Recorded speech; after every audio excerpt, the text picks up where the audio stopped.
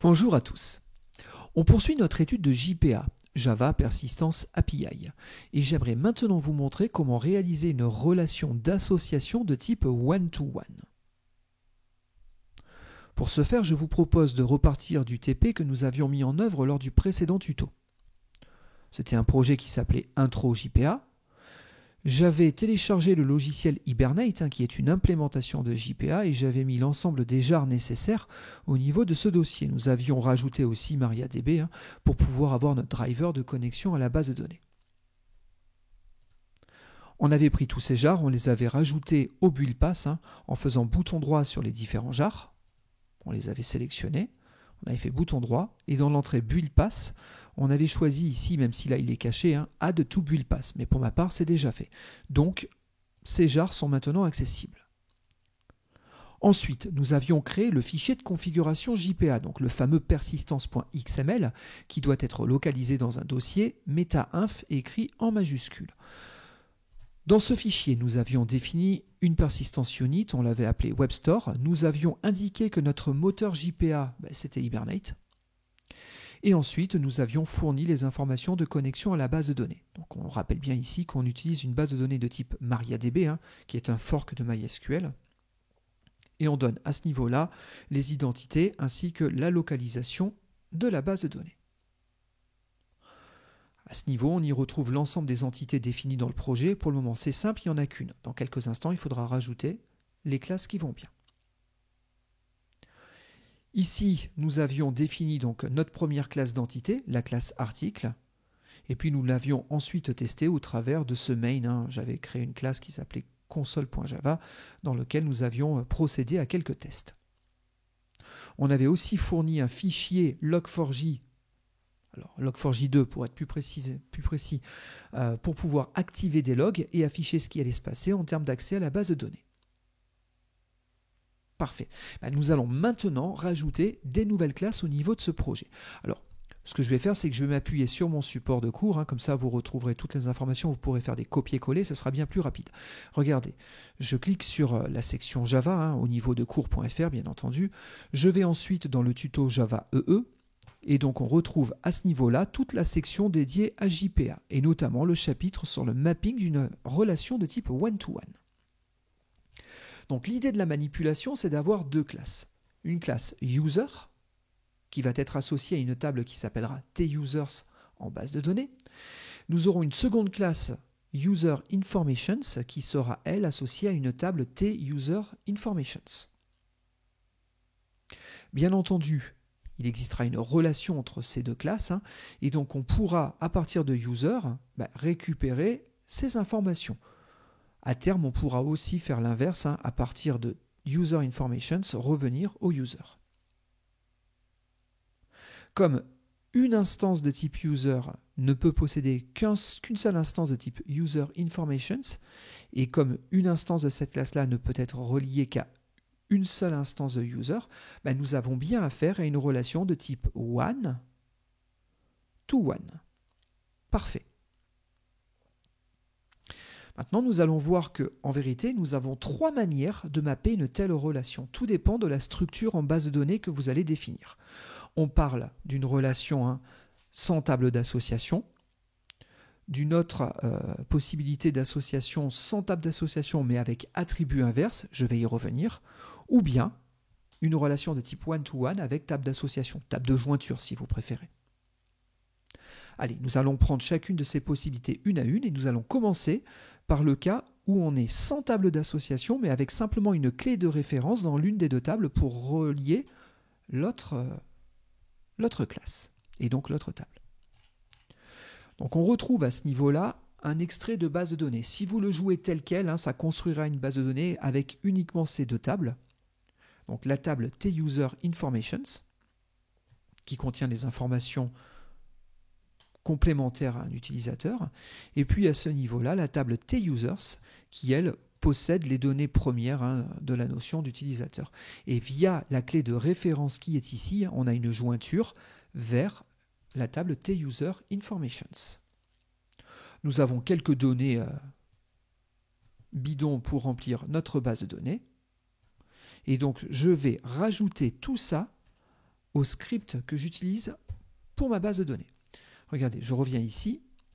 À ce niveau-là, on y retrouve quoi? On avait ici la création de la base de données. Si elle existait déjà, on se permettait de tout détruire pour la reconstruire proprement.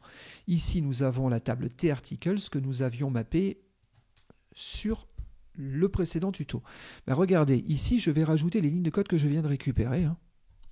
Et donc, on a bien notre table T-User Informations, ces colonnes, ainsi que quelques données pour le test. Ici, on retrouve la table T-Users et quelques données. Ici, les valeurs qui permettent de mettre en relation les deux tables. Très bien. J'enregistre tout ça et donc je vais essayer de monter ces informations en base de données. Regardez, je prends une console, un shell, tout dépend de votre système. Moi j'ai un raccourci clavier qui me permet de le lancer rapidement, mais au pire vous pouvez l'avoir sur votre système d'exploitation. À partir de là, je me place dans le dossier qui correspond à mon projet. Je descends dans le projet en question. Et donc ici, je retrouve bien mon fichier database.sql. Regardez, si vous lancez MariaDB ou MySQL, c'est la même chose, c'est les mêmes ordres. Je me connecte en tant que root. Bon, c'est le seul utilisateur que j'ai pour le moment au niveau de la base de données. Ce n'est pas forcément la meilleure idée de s'y connecter en root, mais c'est pour la démonstration. Et donc ici, si je lance l'exécution du fichier database.sql, normalement, tout le code que je viens de vous présenter devrait être exécuté. Parfait.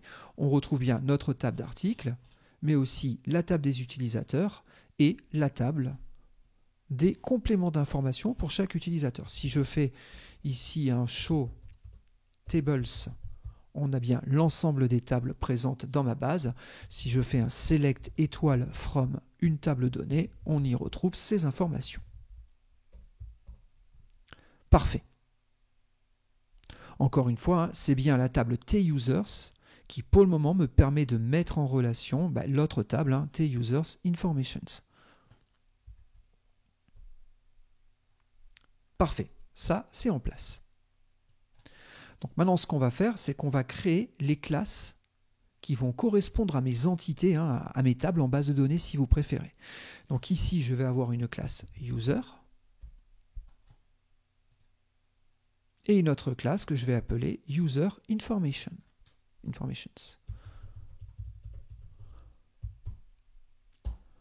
Pour aller un petit peu plus vite, je vais me permettre de faire des copier-coller. En vérité, j'ai déjà les codes au niveau de cette page. Et donc ici, comme vous pouvez le constater, on retrouve le contenu de notre classe User Informations. Donc on a bien une clé primaire. C'est elle qui est mappée comme étant la clé primaire via @id. Tout comme on l'avait vu dans un précédent tuto, le choix du type de mapping que vous allez faire au niveau du choix sur les propriétés ou les attributs, c'est en fonction de où se trouve cette fameuse annotation. Ma clé primaire est bien associée ici à un attribut, donc j'ai choisi de mapper mes attributs à mes colonnes en base de données. Si jamais j'avais mis cette annotation-là plutôt sur mon getter, dans ce cas-là, j'aurais mappé par property, par couple getter-setter.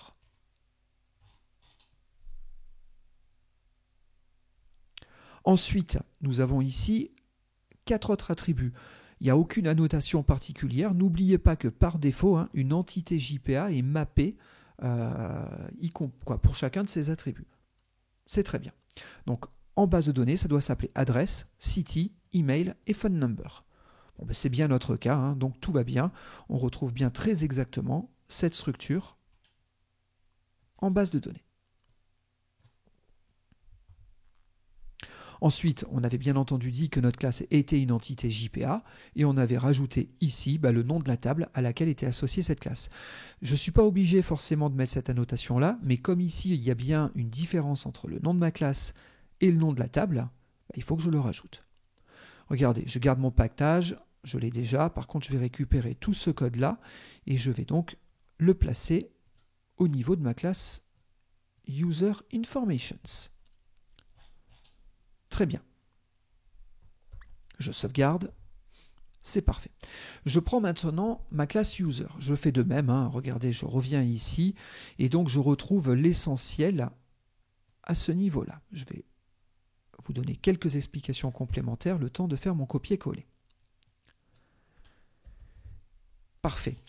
Donc bien entendu, hein, la classe user est une entité, elle est mappée à la table TUsers. On a ici 4 colonnes qui sont, quatre attributs, excusez-moi, qui sont mappés à mes colonnes en base de données. Très bien, ID user, c'est ma clé primaire. Encore une fois, je suis mappé par attribut. Parfait. Maintenant, la partie cruciale dans ce tuto, c'est ce qui commence à se jouer à ce niveau-là. Bon, ça, je passe. Pour le moment, ça peut se discuter, ça dépend des besoins. Je parlerai des cascades un petit peu plus tard. Pour le moment, ce qu'on constate, c'est qu'on a one-to-one.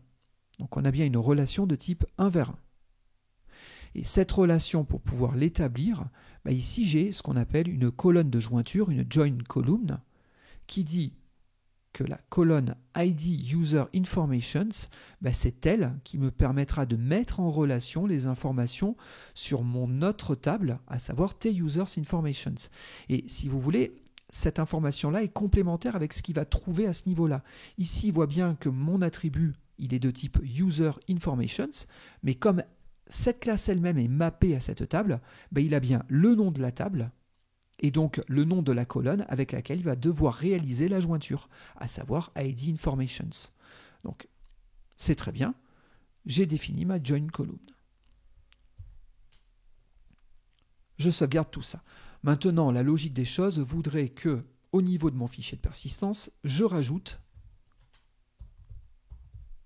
ces 2 classes. Alors, sachez qu'avec Hibernate, si vous ne le faites pas, ça marche quand même. Mais normalement, JPA dit on doit définir nos entités au niveau du fichier de configuration. Donc je rajoute la classe user, je rajoute la classe user informations aussi.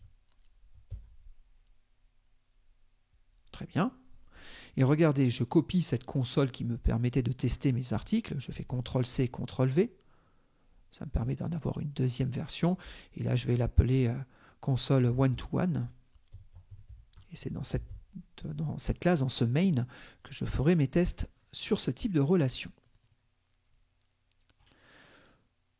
Regardez, je prends tout ce qu'on avait tapé à ce niveau-là, je supprime. Je fais un CTRL-SHIFT-O, ça me permet d'enlever les imports inutiles. Très bien. Et maintenant, je vais rajouter quelques lignes de code. Donc le but du jeu, c'est de créer un user. Ce user, comment je vais le récupérer? Je vais utiliser mon Entity Manager. Sur l'Entity Manager, je peux faire, pour rappel, un appel à la méthode find.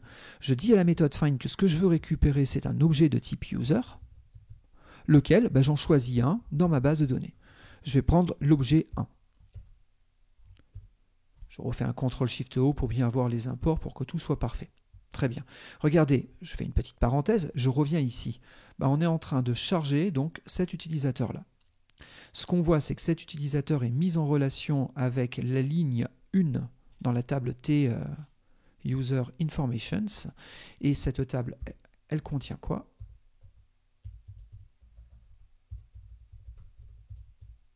Elle contient les informations qui sont ici. Bon, vous aurez noté que je suis fan de films de science-fiction. Et pas que. Il y a d'autres sujets. Très bien. Bon, du coup, on va vérifier si on arrive à récupérer ces informations-là. Donc déjà, ce que je peux faire, c'est un system.out.println de mon user. Regardez, si je reprends la classe user, si je vais voir le toString, vous notez que pour le moment, dans mon toString, je n'ai pas injecté les informations complémentaires de l'utilisateur. J'ai juste mis son ID, son login, son mot de passe et son nombre de connexions réalisées. Je reviens ici. Je lance mon programme et donc je récupère normalement, si tout se passe bien, mon utilisateur. Très bien, on a donc bien Anderson Neo. Pour le moment, on n'a pas modifié le nombre de connexions, donc il est à 0. Très bien. Regardez maintenant, si je fais un system.out.println, je reprends mon user. Et moi, au niveau de ma classe d'entité, on avait mappé, je vous rappelle, cet attribut User Information, ce qui me permettait de récupérer mes User Information. En base de données, j'ai des clés de référence. Ces clés de référence vont se traduire en des pointeurs vers un objet de type user informations au niveau de mes classes. Bien entendu, l'attribut étant private, je vais passer sur le getter pour pouvoir récupérer mes user informations. On va tester. Et donc ici, je fais un get user informations. Et donc, si tout se passe bien, normalement, on devrait récupérer l'autre partie des informations en base de données. On va vérifier si tout s'est bien passé. Et donc, effectivement, j'ai bien mes informations. Le fait que là, j'ai mes informations sur différentes lignes avec des petites tabulations, hein, c'est ni plus ni moins parce que ici, vous voyez, les anti/t, ce sont des tabulations. Et puis, à chaque couple de nom d'attribut, valeur de l'attribut, je rajoute un anti/n pour forcer un retour à la ligne. Donc très bien, j'ai bien mes informations qui ont été chargées. Vous noterez, il n'y a eu qu'une seule requête qui a été envoyée en base de données. Et comme on est en to-one, il a préféré faire la jointure dans tous les cas. Si vous regardez l'ordre SQL qui a été produit, il y a pas mal d'informations, mais en tout cas, on voit ici que j'ai sélectionné, je me suis déplacé un petit peu vite, j'ai sélectionné des données à partir de la table user, T-users, mais il y a une jointure sur l'autre table qui a été faite. Et vous voyez, on retrouve ici les informations de mise en relation. Hein. Donc on a bien sur user ID user information qui doit être égal à l'ID informations que j'ai sur la table user informations. Bon. On retrouve des alias qui ont été définis à ce niveau-là pour raccourcir l'ordre SQL qui a été produit. Dans tous les cas, on a bien notre jointure qui a été réalisée. Donc normalement, j'ai bien mes données qui ont été mises en relation et on constate que ça a été fait. Hein. Je peux bien passer d'un objet à l'autre. Donc du coup, la mise en relation, c'est assez simple pour la réaliser. Il me suffit simplement donc de rajouter cette annotation. Alors il faut noter, on aurait pu avoir l'association dans l'autre sens.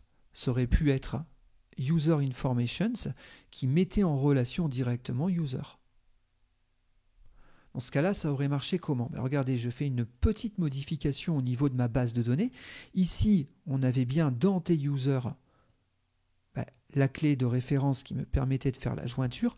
Regardez, je supprime cette ligne-là, je la rajoute ici. On va légèrement modifier les choses. Ici, on a un ID user maintenant. Et donc, c'est un entier. Et cet entier,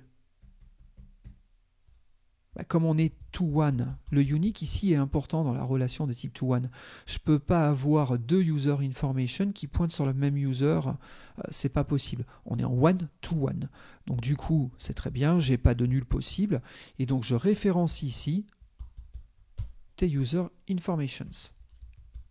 Et donc, c'est ID user qui sera cette fois-ci la colonne que je vais mettre en relation avec ce ID user ici. Donc ce ID user est en relation avec celui qui est défini sur la sur la table T-users, excusez-moi. Du coup, comme j'ai changé la structure de ma base de données, si vous voulez, ici il y a un petit souci, c'est que les clés de référence, c'est plus à ce niveau-là que il faut les définir. Donc je vais enlever ce paramètre, je vais le rajouter ici, et en vérité c'est ID user. Et je vais rajouter mes ID users ici. Bon, de toute façon, comme j'ai que 5 utilisateurs et donc 5 objets mis en association, 5 user informations qui sont mis en association, les choses sont assez simples. Je fais des petites bêtises parce que je parle et que je ne me concentre pas, mais on retrouve à chaque fois les mêmes identifiants. Et donc ici, j'ai plus qu'à supprimer ces informations-là de la base de données. Donc vous voyez ici, la base de données est légèrement différente. Donc si je veux que tout ce soit OK, il faut que j'applique tout ça en base de données. Donc je refais mon source. Donc très bien, là j'ai ma classe pour mes articles, et puis j'ai dû faire une petite bêtise dans un coin, parce qu'on constate qu'en ligne 21, il n'est pas d'accord avec moi, donc je me suis trompé.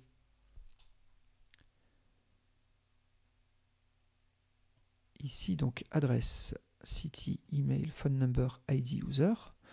Le ID user, voilà, ce qui me manquait, c'était la petite virgule ici. Donc, il n'existait pas parce que je n'avais pas séparé cette colonne de la définition de cette colonne-là. Ça devrait mieux marcher. Je relance mon ordre.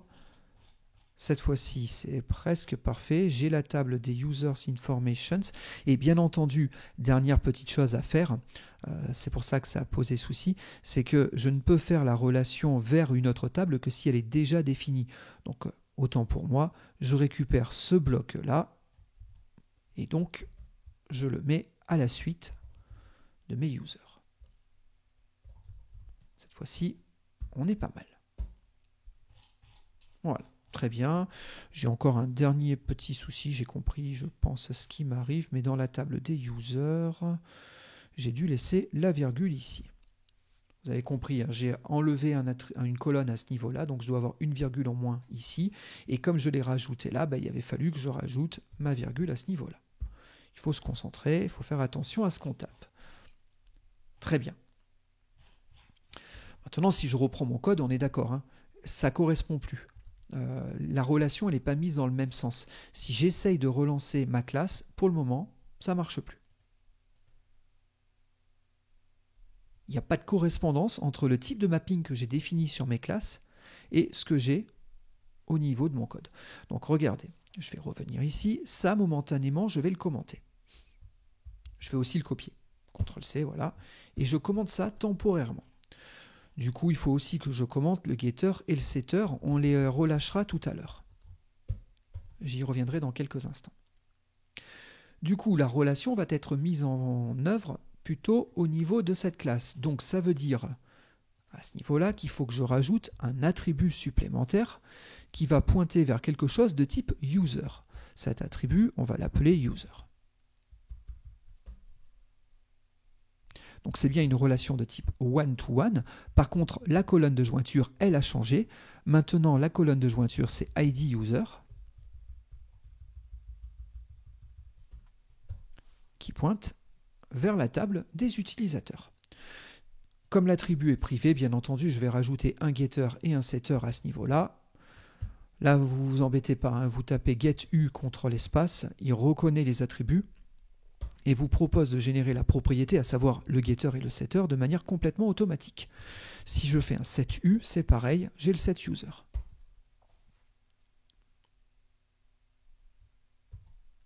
Bon, là, a priori, mon mapping est terminé. Alors, notez qu'au niveau du code, je ne peux plus faire ça. Je n'ai plus momentanément le getUserInformations au niveau du user, je l'ai commenté. Donc ça, on va l'enlever. On le remettra tout à l'heure si vous voulez, on pourra le relancer dans quelques minutes. Par contre, je vais charger un user informations. On va l'appeler user info. Voilà, et donc c'est entity manager.find user informations.class et je veux, allez, les informations 1. Si je m'amuse déjà à afficher ces infos, normalement, on retrouve les mêmes informations que tout à l'heure. On est associé à la même valeur, donc on retrouve nos informations. Ça a marché. On a encore le select. Si on est curieux, il y a déjà eu une jointure pour pouvoir recharger aussi les données à partir de la table de TUsers. Donc, si je reviens à ce niveau-là, et que je fais un system.out.println de userinfo.getUser, normalement, on a récupéré notre utilisateur. On vérifie. C'est très bien. On a bien les données de l'utilisateur, on a bien ces informations. Donc, il y a bien la relation qui a été mise en œuvre. Parfait. Donc comme ça nous a permis de la tester dans un sens ou dans l'autre. Mais notez que la clé de référence, la plupart du temps, elle est dans une seule des classes. Hein. On ne la met pas des deux côtés. D'accord ? Je la mets que d'un seul côté. Donc ici, on a conservé au final la clé de référence dans la table des informations d'utilisateur. Regardez, je remonte un petit peu en haut. Je reviens sur mon exemple initial.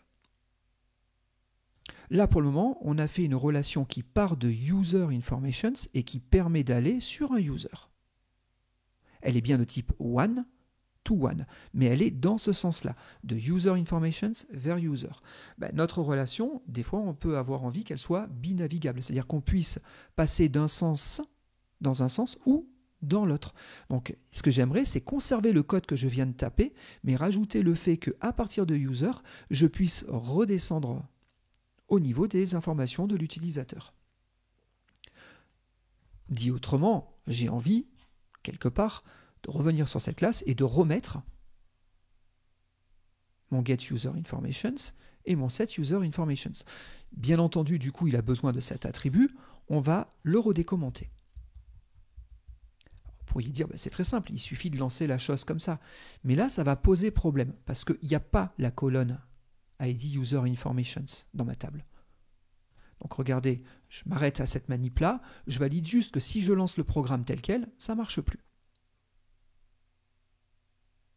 D'accord? Pourquoi ça ne marche plus? Parce que maintenant, la clé de référence, elle n'est plus dans la bonne table, elle est dans la table opposée. Donc du coup, ça n'a plus de sens. Dans TUsers, il n'y a pas de colonne IDUserInformations. Donc comment je m'en sors?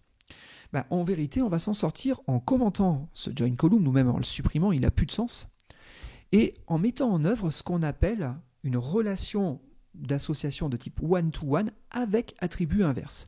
On se situe à ce niveau-là. C'est la relation qui permet à partir de user de descendre dans les user informations. Ben, le problème, c'est qu'au niveau du modèle objet, je vais de user vers user informations. Par contre, en base de données, la relation, elle est dans l'autre sens. Elle part de la table qui est associée à cette classe et elle vient vers TUsers. Donc, comme en base de données, la colonne qui fait la jointure est inversée par rapport à mon attribut à moi, ben, je suis obligé ici de mettre en place un mapping particulier. Regardez, je descends un petit peu plus bas. Voilà, je vais prendre la table à ce niveau-là. Et donc, je vais cliquer ici, ça va me permettre d'y aller plus rapidement. Donc là, on a une structure de base de données qui est proche de ce que je vous ai fait taper. Et donc, regardez, si je reviens au niveau de mon user, ben là, j'ai bien une relation de type one-to-one, mais pour dire ben, qu'on est en relation inverse, ben, il faut que je rajoute cette séquence-là. Regardez, là tout à l'heure, j'ai supprimé la join column, mais qu'on soit bien d'accord, dans l'état actuel des choses, ça ne marche toujours pas. Il lui manque toujours de l'information. Si je reviens ici et que je dis que là, en vérité, on est mappé par ben, ce qu'on a en face. Et ce qu'on a en face, ben, pour nous, ça va être user. C'est-à-dire qu'en face, on a quelle table? Ben, l'attribut que je suis en train de mapper est associé à la classe userInformations. Dans cette classe, ben, c'est l'attribut user qui m'intéresse. Donc cet attribut-là, qui est associé à la clé IDUser. C'est comme ça qu'il va retrouver ben, la clé de référence qui va permettre de jointer ben, la table associée à cette notion d'utilisateur, et donc à savoir la table TUsers. Comme dans TUsers, la clé primaire, il a été dit que c'est IDUser, il va bien chercher à mettre en correspondance ce IDUser-là avec celui qui est ici, celui qui est associé à cet attribut. Regardez, j'ai juste rajouté le mapped by à ce niveau-là. On relance le programme.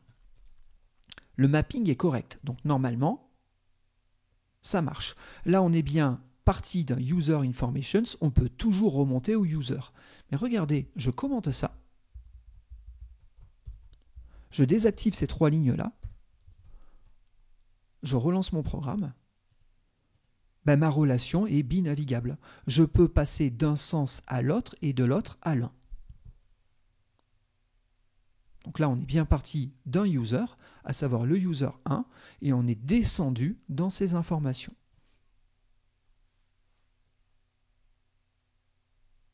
On est bien d'accord, hein, si jamais je fais un system.out.println de user, et si je demande à vérifier s'il est égal, je vous rappelle, un égal, hein, c'est une comparaison de pointeurs, ça ne vérifie pas le contenu de l'objet, mais bien le pointeur. Si égal me renvoie true, ça veut dire que j'ai deux pointeurs vers la même information. Et qu'est-ce que je veux comparer? Ben, user, je descends dans ces user informations. Si à partir de là, j'essaye de retrouver le user associé, Ben, normalement, ça doit me renvoyer mon objet à moi. Vous voyez, on peut passer vraiment, on peut tourner indéfiniment d'un objet à l'autre et de l'autre à l'un. Regardez, je relance mon code et normalement, on a bien exactement la même instance. Donc la relation a bien été établie, elle est binavigable. Parfait. Maintenant, j'aurais pu encore avoir une troisième possibilité. Cette troisième possibilité, il n'est pas dit que vous la mettiez en œuvre. La plupart du temps, ce sera ces solutions-là qui seront mises en œuvre. Oui, un petit point de détail que j'ai oublié de dire, hein. On ne peut avoir une relation de type one-to-one avec attribut inverse que si la relation existe dans l'autre sens. D'accord ? Celle-ci, elle est capitale parce que c'est elle qui permet de définir la clé de jointure qui permet de revenir sur la table d'origine. Donc du coup, si vous mettez un one-to-one avec attribut inverse, il faut avoir les deux.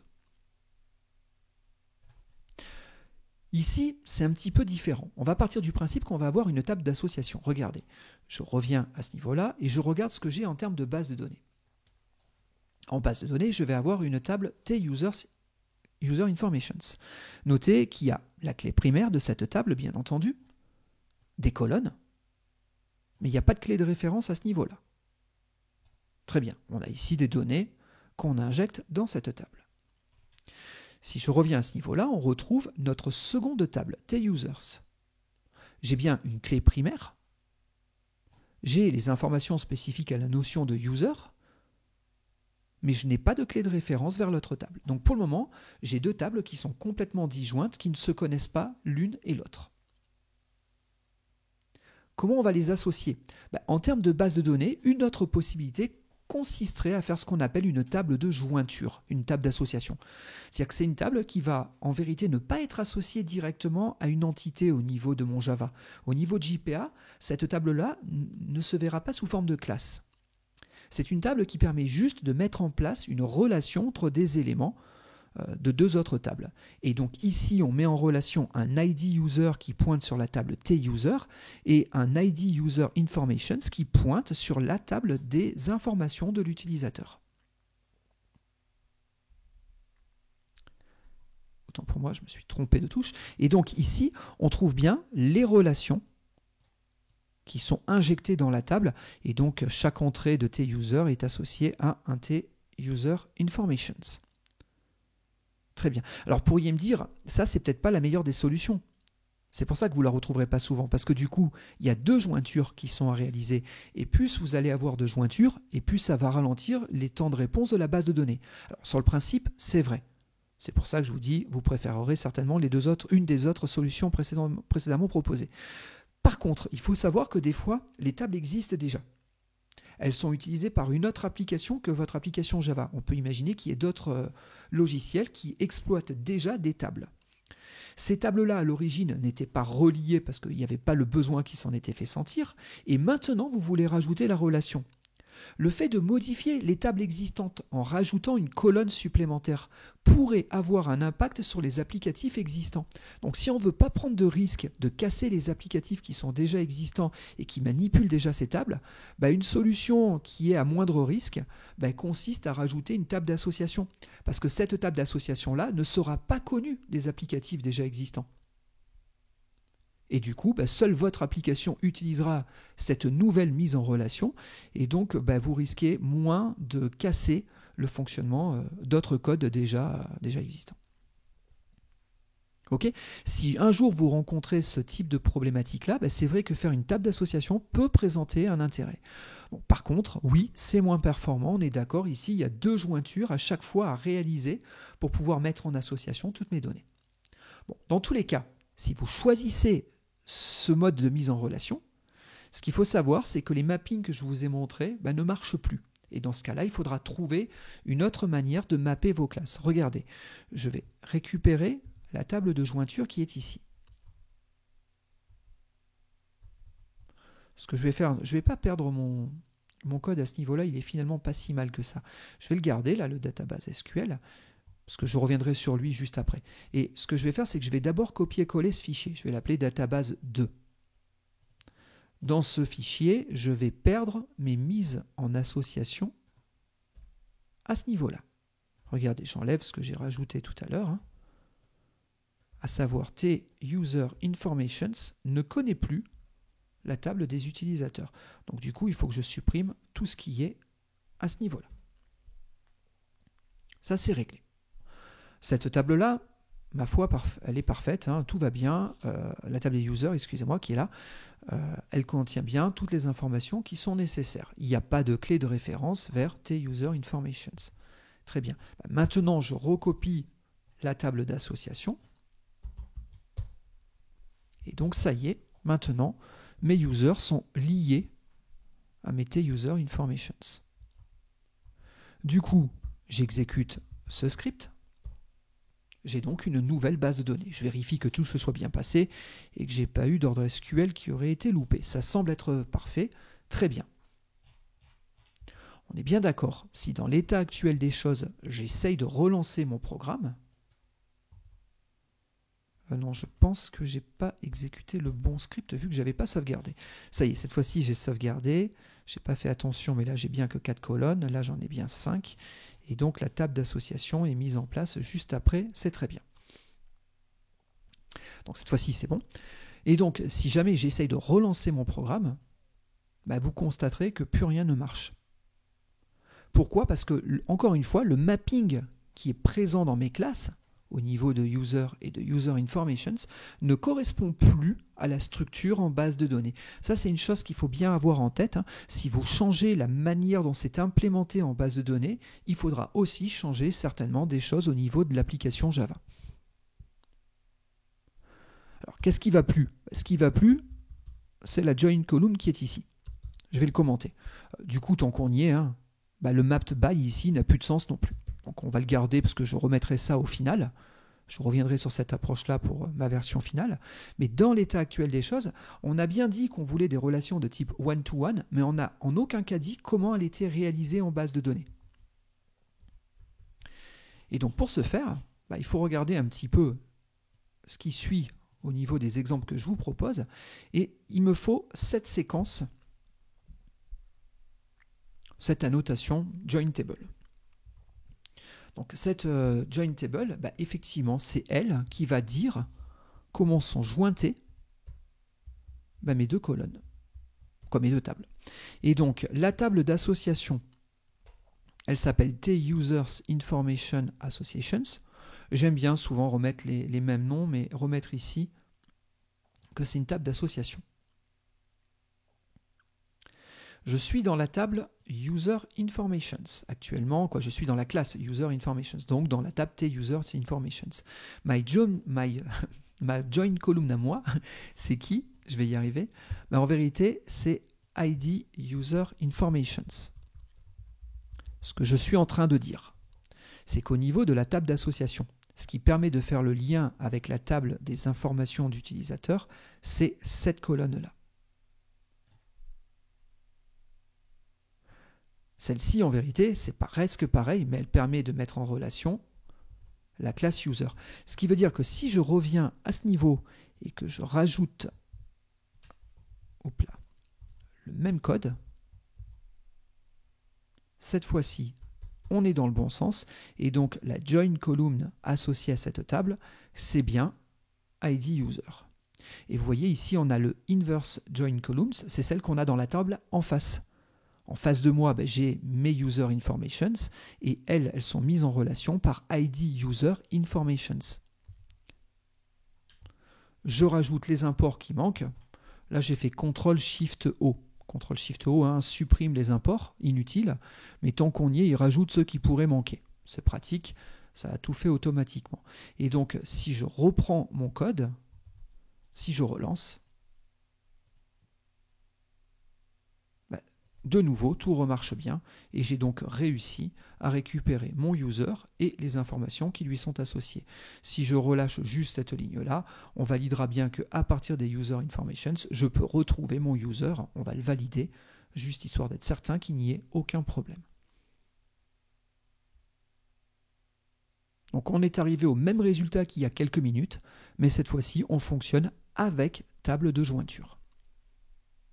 Bon, pour des histoires d'efficacité, dans mon modèle final que je conserverai, parce que vous allez voir dans les tutos suivants, on va rajouter d'autres types de mapping. Il nous reste à voir d'autres types de relations. Vous avez vu à ce niveau-là, on voit qu'il peut y avoir des many-to-one, des one-to-many, voire même des many-to-many. Et donc, histoire d'explorer ces possibilités-là, on va les rajouter d'autres classes. Et dans un souci de performance, je préférerais ne pas garder la table de jointure. Donc moi, personnellement, en base de données, je préférerais retrouver la première approche avec mon script database.sql. Parfait. Du coup, regardez, je me permets juste de le relancer tel quel. On est bien d'accord, plus rien ne marche. Le mapping avec table d'association ne peut pas fonctionner si vous n'avez pas la fameuse table d'association. C'est-à-dire que l'ordre SQL qui a été envoyé n'est plus cohérent parce que ici, on essaye de faire une jointure sur cette table d'information. Elle est là, regardez. Ah, je l'avais, mais j'espère que vous l'avez vu passer. C'est passé vite, mais voilà. Et donc, outer join t-users informations associations. Parfait. Donc, si je veux que tout remarche, je suis obligé de remettre mon mapping précédent. Regardez, je recommande ça. Je remets le mapped by. Là, on est avec attribut inverse. On est de l'autre côté de la relation telle qu'elle est réalisée, en tout cas en base de données. Et donc, à ce niveau-là, je corrige aussi cette syntaxe. Je réactive ma syntaxe d'origine, à savoir la join column. Et cette fois-ci, tout devrait correctement remarcher. Ce que je vais prendre soin de faire, c'est des CTRL-SHIFT-O pour pouvoir enlever les imports inutiles. Voilà, c'est parfait. Et donc, tout devrait refonctionner. Bon, et bien voilà, j'espère que ces quelques explications sur comment créer une relation de type one-to-one ont été claires. N'hésitez pas, si jamais c'est nécessaire, de rejeter un petit coup d'œil dans ce document qui reprécisera un petit peu tous les points de détail. Et puis, je vous dis à très vite pour un prochain tuto. Dans le prochain tuto, pour information, nous verrons comment mettre en œuvre une relation d'association de type many-to-one. Voilà. Bon, j'espère que ce tuto vous a plu. Si c'est le cas, n'hésitez pas à mettre un j'aime et à le repartager. Et puis je vous dis à très vite pour le prochain tuto. Merci de votre attention.